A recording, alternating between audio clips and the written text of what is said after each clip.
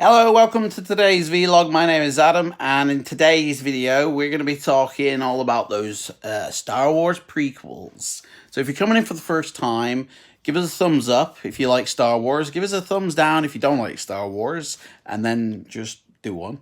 And if you subscribe to my channel, you'll get like all access to all the videos I do. I do a lot of simulation and gaming videos, and then if you click that notification to make the bell ring, you'll get notified when I go live, and then you can come in when I'm live like this, and we can have a chat. And we are chatting Star Wars for the next 6 days until episode 9 comes out on the 18th. We're going to be chatting, and then I'm going to go see it, and I'm not going to do any spoilers, but it's going to be good. It's J.J. Abrams back again. He makes the good ones, you know. For me, Last Jedi was a bit of a disappointment. It felt like a good film, a good story, always kept you guessing, which is good for a film, but not a good Star Wars film. It was just a rubbish Star Wars film. And I think a lot of people have been disappointed about Star Wars, although The Force Awakens, from what I understand, a lot more people liked it than disliked it, whereas it's the reverse with Last Jedi. A lot more people disliked it than liked it. And then you have the original trilogy and the prequel trilogy, and I think there's a complete split down the middle. There are fans that like the original trilogy and do not like the prequel trilogy. There are fans that like both, you know, and I'm one of them. I quite enjoyed the prequel trilogy. In fact, Revenge of the Sith, more importantly, meant something special to me because I was watching it in the theater when my ex went into sort of contractions to have my firstborn, and my daughter, and so when I got home that night, I was welcomed with the news of, oh, by the way, Mrs. is going into labor. Like, I'm like, so Revenge of the Sith will always have that special place in my heart, but so will Attack of the Clones and The Phantom Menace for different reasons. And I personally, I think they're good for what they do. You got to understand that they're films made for a purpose, okay? Now, it all started back in like 1994. I think George Lucas was writing the first treatment for what would become The Phantom Menace. And so we're talking like 10 years after Return of the Jedi, you know, had hit the cinemas in 83. Return of the Jedi came out. And then 10 years later, George is going, you know, like it's Star Wars time again, you know? And it's like, you know, first off, I think George had a plan in his head, because George always has a plan, okay? Doesn't just go up and make it up on the spot. He always has a plan. So when he was making the original trilogy, we'll get back to the prequels in a second, but when he was making the original trilogy, like Star Wars, the very first one, he knew exactly what he needed. And he knew what had to be set up first before he could actually make the film, because he knew, okay, this is going to be set in space, and there's going to be a lot of special effects, and at the moment there was no real company that could do this, and so he had to basically create it. So he got a load of friends together. It was like, guys, we need to make some movie magic. So, and they formed ILM. So George knew that special effects were going to be intensive in this film, and that's what probably is going to be the major draw. But that's got to be on the nose, spot on. So he set ILM up and then made Star Wars, or as he was making Star Wars, ILM was beginning to be set up. So he had that before the, you know, and then of course the other two films came off the back of the success of the first one, and it was a global phenomenon at the time, you know, and George again set things up. So in order, first off, to get interest back into Star Wars, which probably never really went away with the Comic Cons that would happen every year, he brought up the special editions. You know, it was under the guise of, guys, we've got to do this now or we're going to lose the negatives forever. That was probably what they told the studios in order to greenlight this project, you know. But the money that was raised out of the re-release of the special editions into the theaters and then onto home video would basically fund The Phantom Menace, okay? It's a business. It was all one giant business plan, effectively, the prequels were. And this is why people don't like them, I think, because they're films with a purpose. Just like Star Wars, when it first came out, was a sign of its time in special effects, in movie making magic. That's what we could achieve currently at this point. Models, optical illusions, and hand-drawn sort of, CGI. That's basically it. That was what they were capable of at the time. And the prequels were basically another version of that. Oh, guys, films moved on. We can now edit digitally, We can actually, and effectively, like, ILM, when it was set up from Star Wars, it did film. It was like a business. It made other films special effects. So off the back of Star Wars, off the back of Empire Strikes Back and Return of the Jedi, ILM became this massive, like this massive business for computer effects, doing other people's films, right? And that's exactly what the prequel trilogy was as well. It was setting up the digital editing sort of software station, and it was like, if we get this right for us and show what we can do, we'll be doing it for all the other people as well, and that's where we'll make our real money. So, like, for me, the prequels were a complete success because, after Star Wars Phantom Menace came out, how many more films came out with, like, full-blown CGI characters? See, ILM just went from strength to strength after Jar Jar Binks. Pirates of the Caribbean wouldn't have been able to have been possible if it weren't for Phantom Menace. All the characters you see in films that are full CGI or motion capped were because of the Phantom Menace. King Kong, Peter Jackson's King Kong, wouldn't have been possible if it weren't off the knowledge of that, So it's like they had a purpose, okay? So George, released the special editions. It funded the prequels, and then the second film, I think the second episode, sugar. Oh man, I thought it was gone then. I thought it was gone for good. Then episode 2, when it came out, it was the first film, I believe, that was going to be filmed digitally as well. Like, the cameras were no longer 35mm cameras. They were digital cameras for the first time of the film shot digitally. Therefore, it could retain its digital status throughout the editing process, which made the editing, completely more streamlined. But obviously, I think it went back to being a 35mm print for the cinema. And then it wasn't until Revenge of the Sith in 2006 or 2004 when it was complete digital. There we go. Man, I keep losing the... when Revenge of the Sith came out, it was a complete digital to digital end. I think it was projected digitally at the cinemas because it came out at a time when digital projection was just coming into it. I think there was 35mm prints of it, but I think it also was shot was projected digitally as well at one point. I'm pretty sure I read somewhere. Might be wrong on that. Let me know if I am. But for me, the prequel trilogy, I think it's good. Okay, Jar Jar Binks, right? So nobody likes Jar Jar Binks really from the prequel trilogy, and that's because the prequel trilogy was not made for the Star Wars fans that grew up with the first original trilogy. It wasn't made for them guys, okay? It was made for, the kids just being born and the kids who were like 5 and like 5 to 10. It was for basically a new generation. Just like the special editions.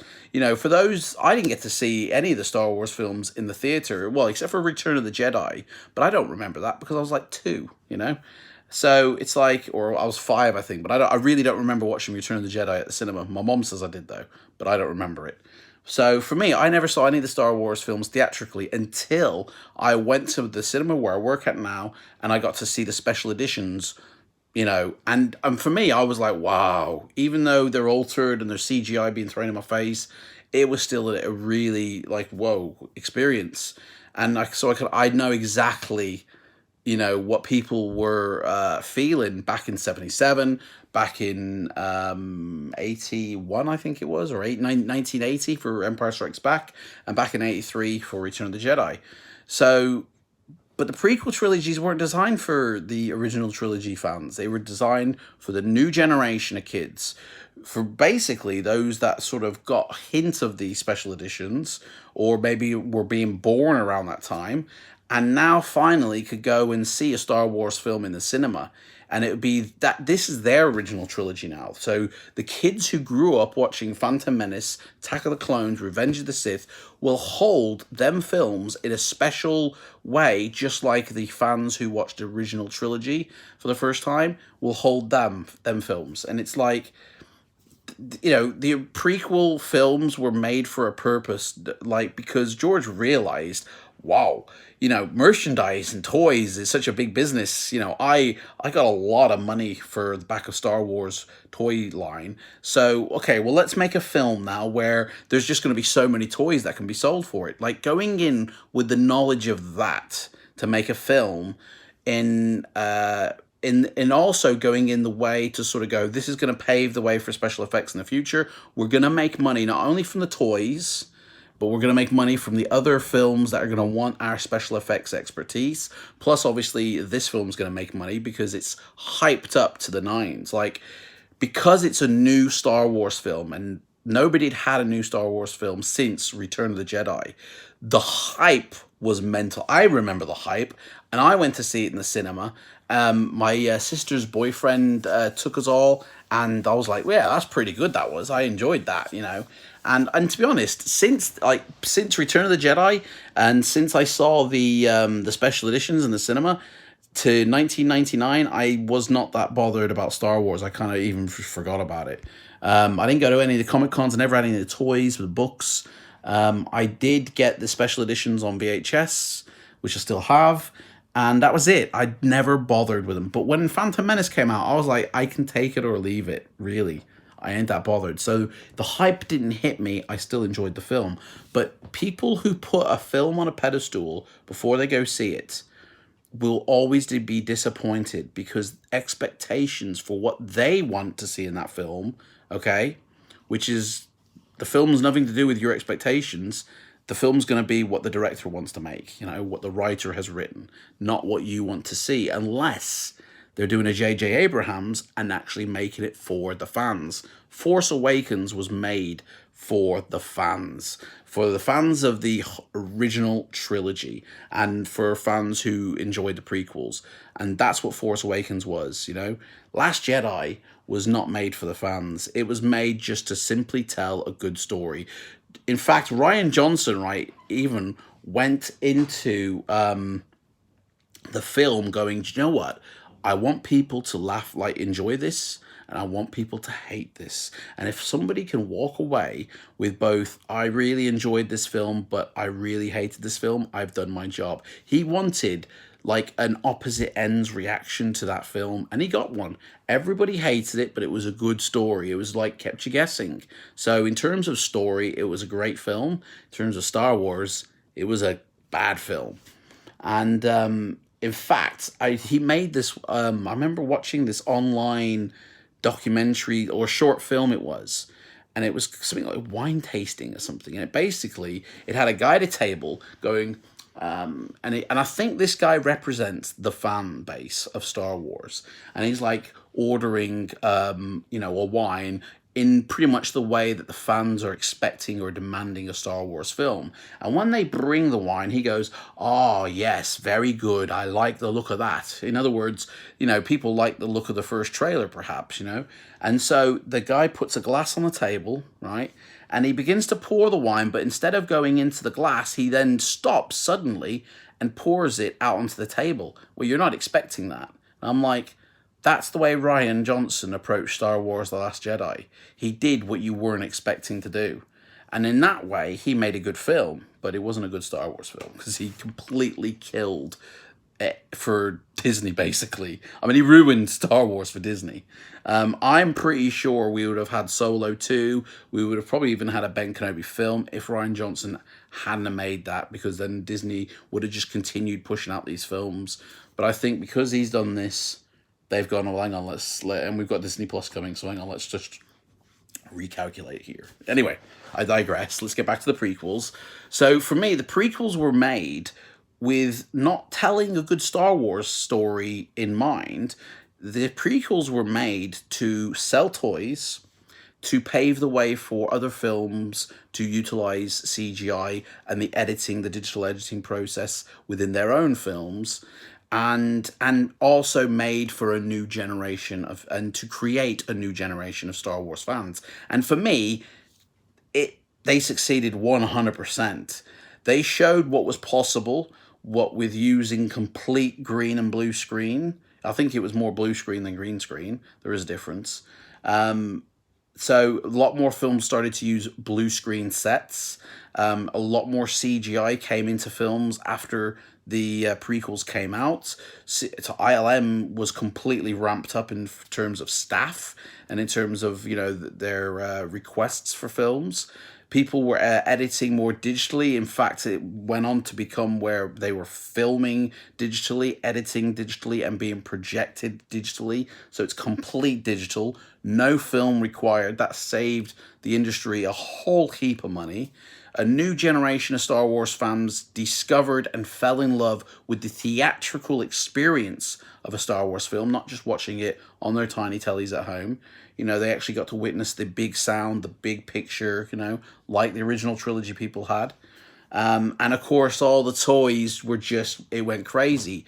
eBay, I mean, that sort of started to come about at that same time. And so a marketplace, a massive industry of toy selling and collecting because of these prequel films. I mean, you can't deny that it they succeeded in what they wanted to do with them films. Were they good Star Wars films? Well, to be honest, there's never been a Star Wars film that had centered around politics so heavily as the prequels did. Okay, there was a little bit of politics in episode 4 when Vader comes in and I've just you know, extinguished the rest of the Jedi, you know, the council and all that, and you know, the guy's choking out the dude and Lord Vader release him and all that. That's about as most politics in episode 4 as it got. You know, you got the hint of an emperor there. You got the hint that there was a larger structure that had just been abolished. The remnants, basically, of the Jedi Council and the big mushroom dome thing. You know, where all the leaders would hang out. But yeah, it centered so much on politics in episode 1, a little bit less in episode 2, and in episode 3 it was all about Anakin. So they did get better, I think, in expectations for the fans. You know, in fact, episode 3 was made a lot more adult orientated. I think after the backlash of the fans going, this is just kid stuff, and so I think George upped the ante a little bit, but. You know, at the end of the day, they weren't made for the original trilogy fans, and fans need to realize this. They were made for a new generation of fans. They were made to sell toys, and they were made to pave the way for, you know, what the industry was doing at the time, and they succeeded in all of that. So I like the prequels for what they represent. There are some good things in there. There are some good things. I like the designs. If you watch the behind the scenes featurettes, you'll probably find them more enjoyable than the film itself. But what they achieved in the films is what I appreciate. That's why I like the prequels. Anyway, saying that, I'm going to say goodbye. And tomorrow, we're going to talk Star Wars again. And we're going to get rid of my beard. Take care. Bye-bye. See you tomorrow.